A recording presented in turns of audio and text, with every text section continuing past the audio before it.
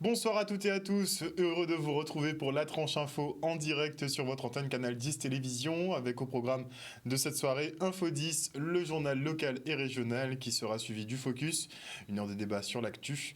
Même pour l'instant, place à l'information.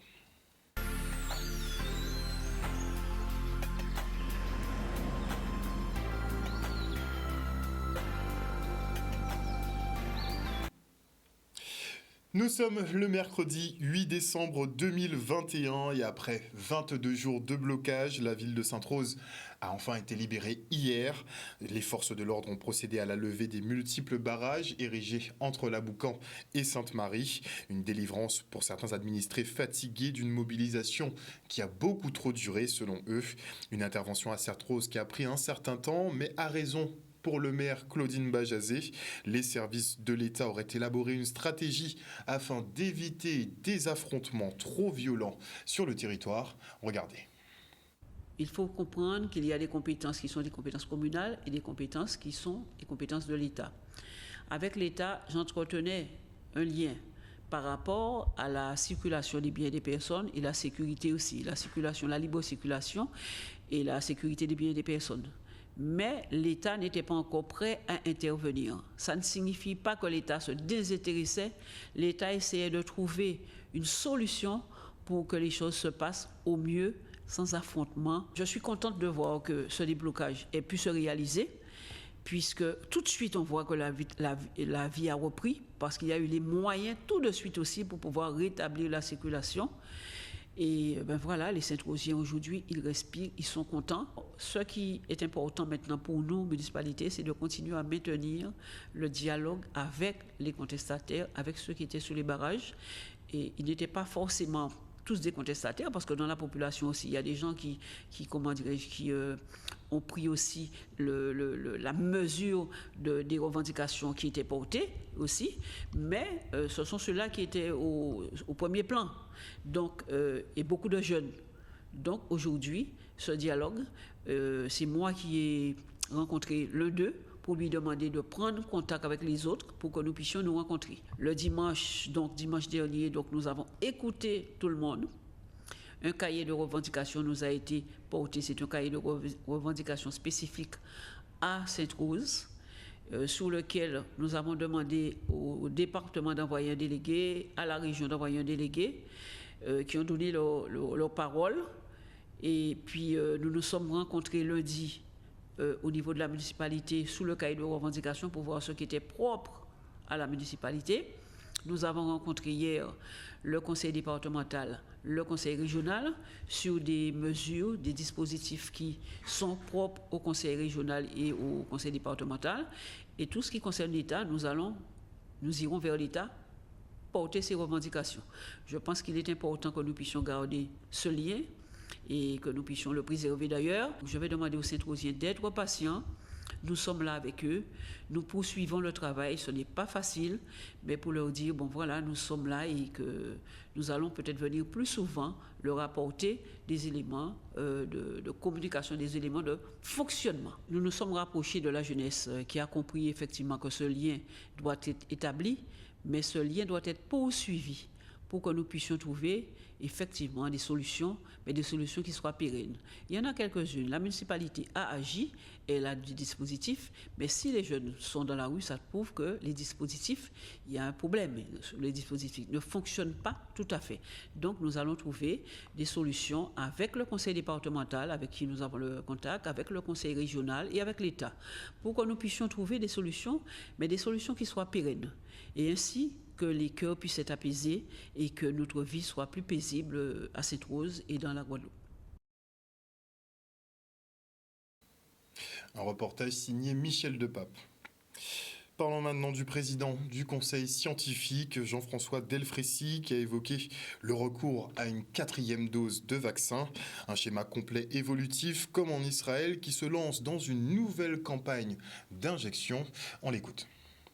Importance majeure d'avoir ce rappel de vaccination. Alors, je suis prudent. C'est-à-dire que j'entends parfois que la vaccination contre le Covid, ce sont 2 injections plus un rappel. Et moi, je vous dis aujourd'hui que je ne sais pas. Pour l'instant, c'est un rappel. Mais peut-être qu'il en faudra un quatrième. Je ne sais pas. Si j'ai personnellement été, comme j'avais été vacciné très tôt, j'ai eu mon rappel mi-septembre, somme toute, je n'ai pas regardé. Mais je ne sais pas si au bout de 3 mois, là pratiquement au bout de 3 mois, où on est mon immunité. C'est-à-dire combien de temps va durer le rappel. C'est un point important, hein, et je pense qu'il faut qu'on dise, dans une crise de ce type, qu'on dise tout ce qu'on sait et qu'on le mette sur la table pour qu'on partage ce qu'on sait ou ce qu'on ne sait pas. Donc, il est possible que nous ayons besoin, eh bien, à un moment donné, d'une 4e dose pour rappeler, et dans quel délai, je ne le sais pas encore. Bon. Il est possible aussi, et c'est important, que compte tenu de ce facteur, je vous ai dit, de 7 ou de 8 à 10 du boost qui était donné par la 3e dose, le boost soit tellement important qu'il soit durable dans le temps, hein, puisqu'on a changé de niveau, on est passé quasiment à un log au-dessus entre deux types de réponse immunitaire. Qui n'évite pas effectivement à Israël de devoir effectivement administrer une 4e dose à sa population, une population qui le prend de plus en plus mal. Et on réécoute d'ailleurs Jean-François Delfrécy qui a reconnu aujourd'hui devant la commission d'enquête sénatoriale que le pass sanitaire n'est finalement qu'un outil coercitif pour contraindre à la vaccination, pas plus, pas moins. Regardez. Alors le pass, il a eu un rôle majeur, et je pense qu'il continue à l'avoir, pour pousser la vaccination. C'est pour ça qu'on l'avait recommandé. Et donc pour la 3e dose. Donc on en a besoin un peu, dans une certaine mesure, pour la 3e dose. Puisque la vaccination est en cours, mais somme toute, nous n'avons pas terminé quand même le job sur la 3e dose. Est-ce que le pass protège réellement ? Vous avez donné la réponse. La réponse est non. Il y a des limites, puisqu'on peut être vacciné et être porteur du virus. Donc il a ses limites. Est-ce que c'est le moment de changer le pass, etc. Probablement, ce n'est pas le moment de changer les règles. On est en pleine 5e vague. Il faut s'appuyer sur ce qui a été et dont on voit les limites. Et puis on rediscutera de tout ça après. On en rediscutera après, mais en attendant, petit rappel des conditions effectivement pour les voyageurs entre la France hexagonale et la Guadeloupe. Si vous êtes vacciné, vous devez simplement présenter le résultat d'un test biologique de moins de 72 heures et c'est open bar pour vous. Pour les non vaccinés, c'est un peu plus compliqué. Ils doivent présenter un motif impérieux, un test de moins de 72 heures au départ de Paris. Ils doivent se faire retester à leur arrivée en Guadeloupe et respecter un isolement donc de 7 jours. Et parmi les bienfaits de la crise Covid, nous avons le développement du télétravail. Les confinements n'ont pas laissé d'autre choix aux entrepreneurs et salariés que de s'adapter et mettre en place le travail à distance. Certains ont même du mal maintenant à y mettre un terme. Regardez.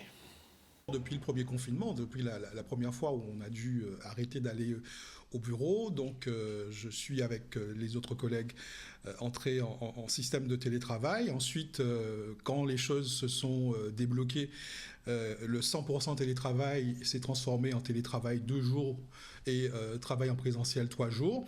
Mais il est vrai que par rapport au blocage du pont de la Boucan, parce que moi j'habite Sainte-Rose, je suis resté en télétravail pendant toute la période de blocage du pont. Avec l'expérience, on s'organise mieux qu'au début, parce que c'est vrai qu'au début c'est un peu particulier. Alors, la première chose, c'est le fait d'être seul, donc de ne plus être avec ses collègues, donc ce contact avec les gens, les échanges, les discussions que l'on avait au bureau sur les dossiers, on ne les a pas aussi naturellement. On prend le téléphone ou on fait une visio, mais ce n'est pas du tout la même chose que d'aller frapper à la porte du collègue d'à côté pour discuter. Donc au départ, c'est compliqué. Après, on s'organise.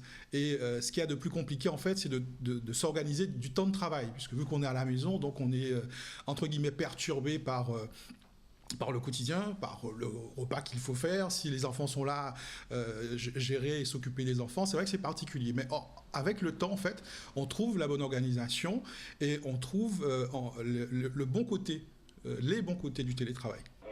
Tracaille, dis-moi Woody, on a reçu une invitation pour qu'un intervenant participe à l'émission Sans rendez-vous de Rio vendredi C'est pas compliqué d'être en télétravail.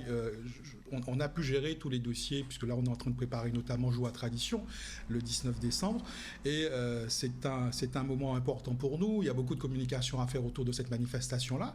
Ce n'est pas forcément compliqué quand on est en télétravail. On a des outils, on fait des visios régulièrement avec les services qui sont en charge de la manifestation. Entre nous, au niveau du service communication, nous avons une réunion hebdomadaire en visio et elle téléphone. Donc ce n'est pour notre partie communication, ce n'est pas forcément une contrainte d'être en télétravail. Même pendant les 3 semaines de barrage du pont, on a pu avancer sur les dossiers sans problème. Ok, Abda. Un reportage signé Maxime Morel. Et nous sommes en liaison téléphonique en ce moment avec Silvio Grava du Syndipro. Il représente effectivement une partie de ce secteur événementiel qui est totalement à l'arrêt depuis bientôt 2 ans ici en Guadeloupe. Allô, bonsoir Monsieur Grava. Oui, bonsoir Harold, bonsoir à tous les auditeurs de Canal 10.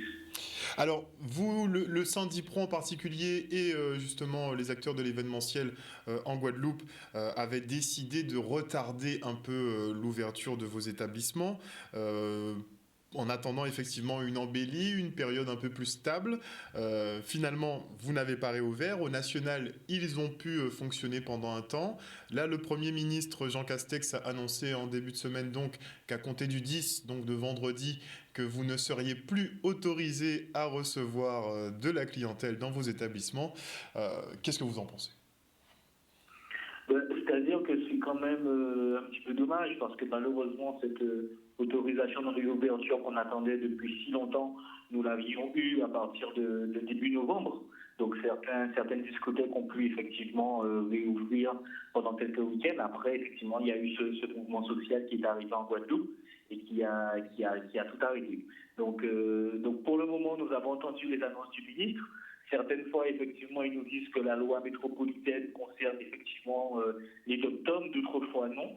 Donc on est encore dans le flou, à savoir est-ce que ce décret qui est sorti concerne également la Guadeloupe, la Martinique, la Guyane, la Réunion, ou est-ce que ça concerne uniquement le territoire métropolitain. Donc vous n'avez même pas encore... on attend des confirmations. Donc vous n'avez pas encore de précision. Effectivement, la question se pose puisque nous n'avons pas la même situation épidémique. Ils ont un regain qui est beaucoup plus fort que le nôtre. Enfin, on n'a même pas encore vraiment de regain ici en Guadeloupe. Nos chiffres sont plutôt stables, sont plutôt bons. Donc a priori, pour vous, vous devriez pouvoir réouvrir. Oui, tout à fait. Nous, on pense qu'on pourra toujours poursuivre cette lancée et réouvrir encore d'autres discothèques au fur et à mesure, malgré les contraintes sanitaires. Après, il y a une réalité, c'est-à-dire qu'on n'a pas du tout les mêmes taux d'incidence qu'en France.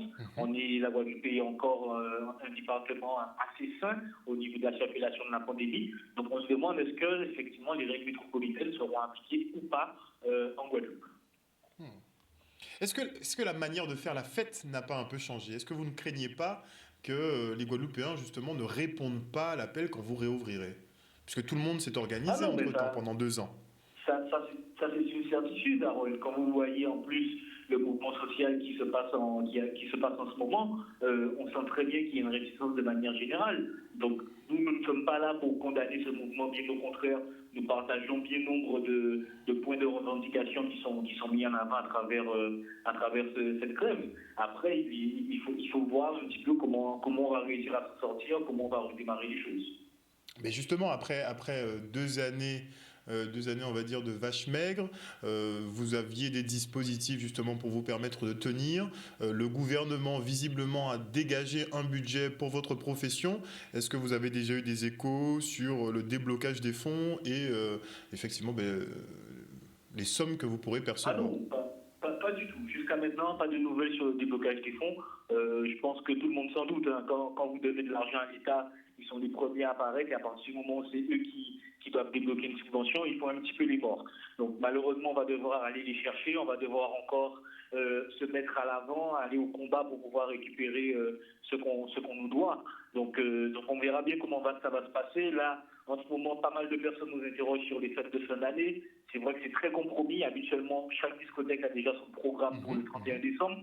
Là, en plus, entre les mesures de couvre-feu qui sont mises en place, qui sont quelquefois rallongées le jour où elles sont se terminer. Donc c'est vrai qu'au niveau de la projection, c'est très très compliqué pour le monde de la nuit et tous les acteurs de l'événementiel de manière générale, pas uniquement les discothèques. Mais c'est vrai qu'entre ce qui se fait, les contraintes qui sont imposées un petit peu au dernier moment, c'est quasiment impossible de pouvoir envisager une réouverture dans ces conditions. Donc vous n'avez aucune visibilité sur le court terme en fait? Ah non, nous n'avons clairement aucune visibilité. Nous apprenons, même si on programme par exemple de réouvrir le week-end prochain, on sait très bien que monsieur le préfet a se donne le pouvoir de prolonger le couvre-feu et il est capable d'annoncer ça vendredi soir à 18h. Donc c'est vrai que c'est assez compliqué. Même nous, en tant que professionnels ou syndicats, nous n'avons pas l'information si le couvre-feu sera repoussé, sera maintenu. Donc même quand on pense qu'il ne sera pas maintenu, on constate le jour même qu'il l'est toujours. Donc c'est vrai que c'est très compliqué à court terme d'avoir une quelconque perspective. Sur le pass sanitaire, on a bien remarqué effectivement qu'il abaissait la fréquentation des établissements. Est-ce que vous pensez que sur ce point, il y aura des négociations possibles où on pourra effectivement avoir une réponse favorable à ce niveau ?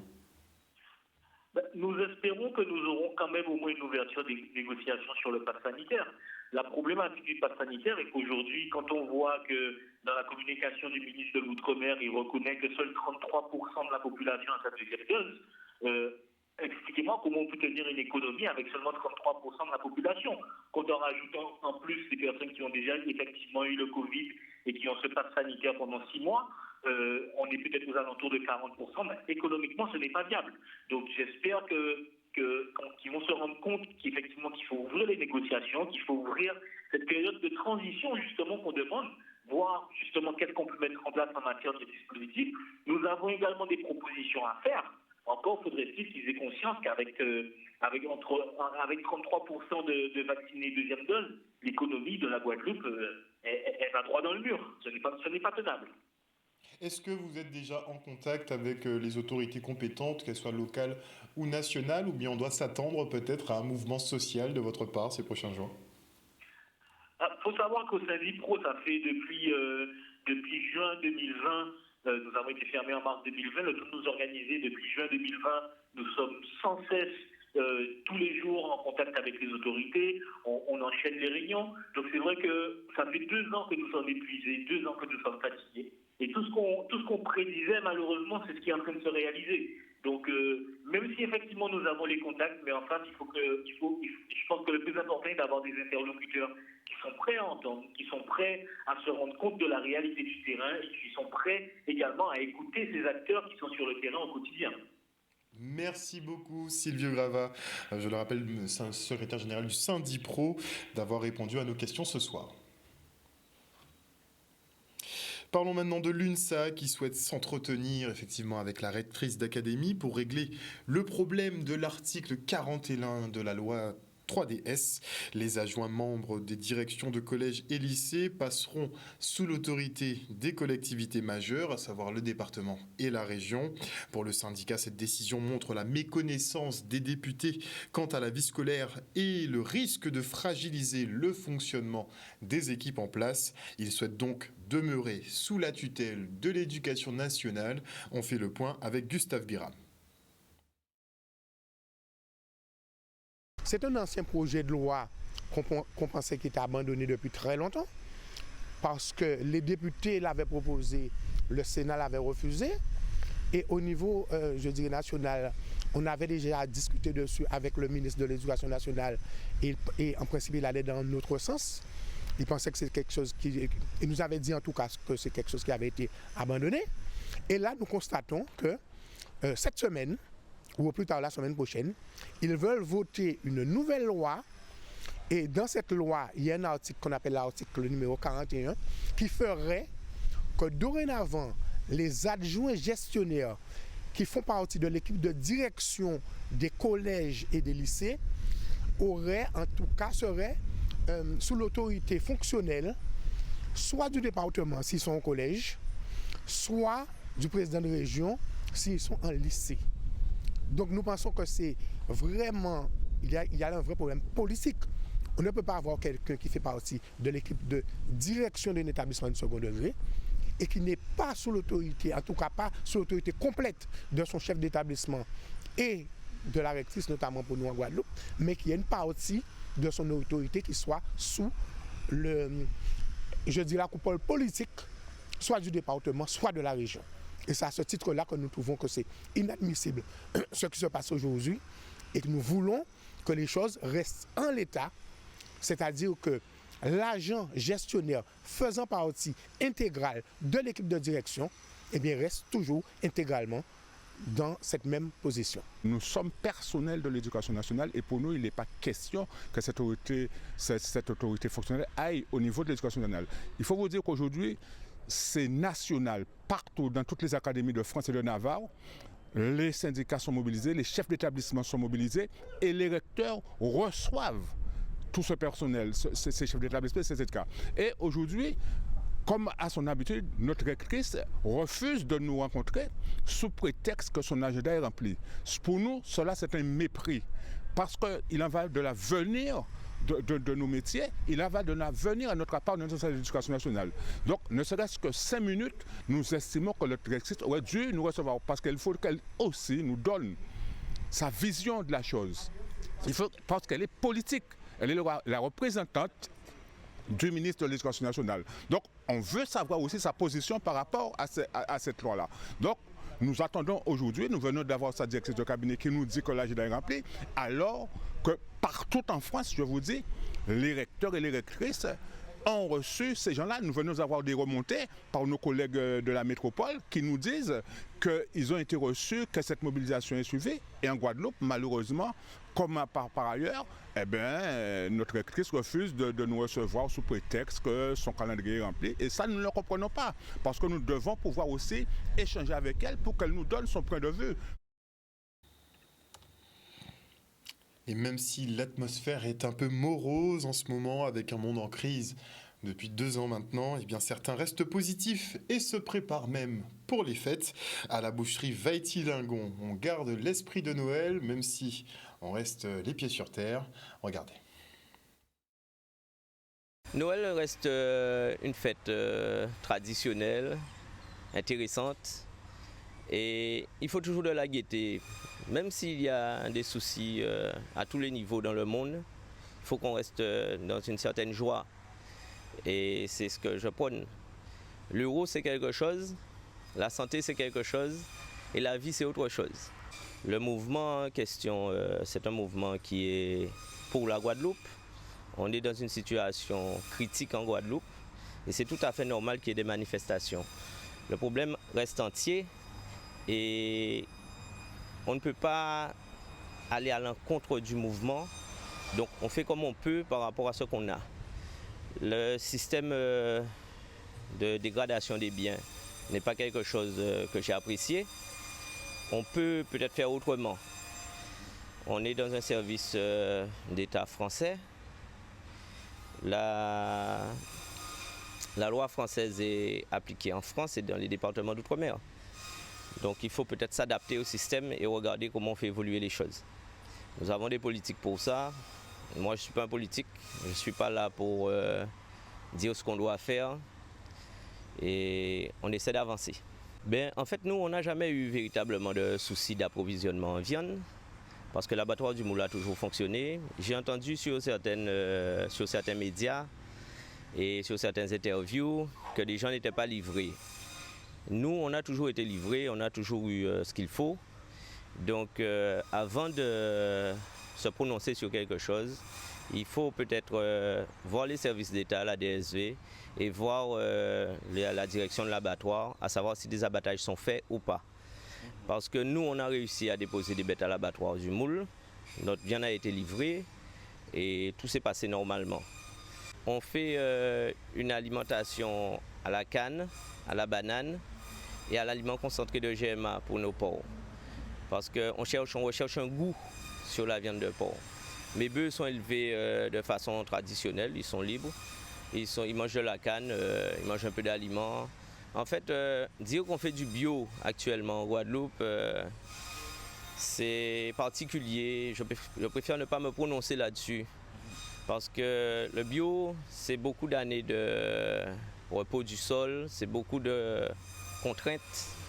Et les personnes qui font du bio, je les félicite parce que c'est un cahier des charges difficile. À nous, on a du boudin de Noël, évidemment, on a le porc de Noël, on aura tout ce qu'il faut, en fait, des pintades, des coques, de la viande de veau, de bonnes choses, en fait. Et bien, pendant la présentation, je recevais justement le point Covid hebdomadaire. Malheureusement, effectivement, nous n'avons plus de conférence de presse. Je crois qu'on est à la 3e semaine maintenant où on n'a pas vu Madame Denux et Monsieur Rochat en conférence. Ça nous manque un petit peu. En tout cas, les chiffres sont sortis et la situation épidémiologique en Guadeloupe est toujours au beau fixe. En 3 jours, on a comptabilisé 46 nouveaux cas. Donc sur le début de semaine, entre lundi et aujourd'hui, on a totalisé 46 cas de Covid. On reste stable par rapport aux semaines précédentes. On était à 101 personnes positives sur toute la semaine précédente.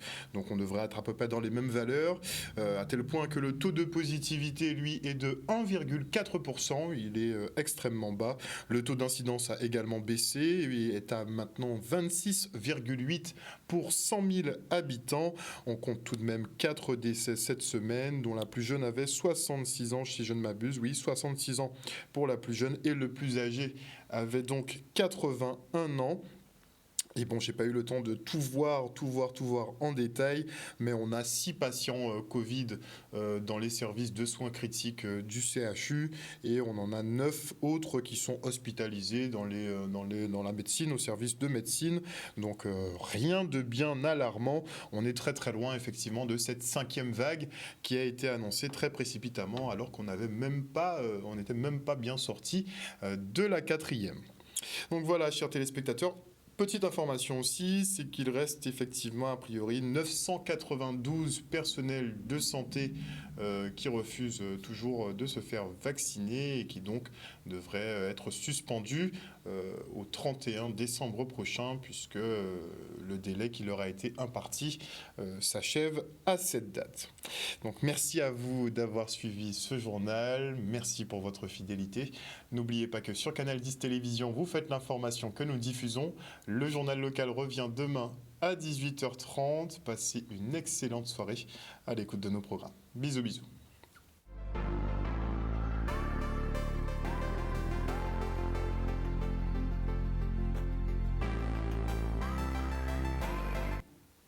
À venir dans la tranche info sur Canal 10, un focus, du débrief sur de l'actualité locale, rien de bien méchant. Je commencerai d'ailleurs, j'ai discuté de ça avec Jordan tout à l'heure, je vous passerai de plus en plus d'extraits de ce qui se dit au niveau national par rapport aux experts comme Jean-François Delfrécy, qui est président quand même du conseil scientifique, ou bien de l'OMS qui ne recommande pas, je le répète encore une fois, l'OMS qui ne recommande pas la vaccination des enfants. On va rentrer dans ce débat-là de toute façon dès la semaine prochaine, on ne pourra pas y échapper. En tout cas, vous aurez beaucoup de nouvelles sur les évolutions et il y en a pas mal. Et avant la coupure pub, je dis bonsoir à Jacques Filoche, bonsoir à Marius Labissi, bonsoir à Marie-Hélène Borès, bisous Marie-Hélène, bonsoir à Viviane Coton, à Maggie Delaney, bisous Maggie, bonsoir à Philowoz MRD, bonsoir à Nadir Jamela, bonsoir à Jimmy Kamagouvalia, j'espère que tu vas bien Jimmy, bonsoir à Clara Delompré, bonsoir à Philippe Rivet, bonsoir à Mikli Cherlangelo, bonsoir à Moja Isaya, bonsoir à Daniel Pro, bonsoir à JPGRD, bonsoir à Fabien 97 Média 97+, bonsoir à Rosie Boucault, à Uri Gerti, bonsoir à Odile Zingilé, bonsoir à Ludovic Groschari, bonsoir à Micheline Magit, bonsoir à France-Lise Bernardin, Magad, vous êtes très nombreux sur le live, ça va pas être possible, bonsoir à Madeleine Sissi, bonsoir à Didier Zodros, enfin bonsoir à tous ceux qui nous suivent sur le Facebook de Canal 10, mais aussi sur l'antenne. On se retrouve tout à l'heure.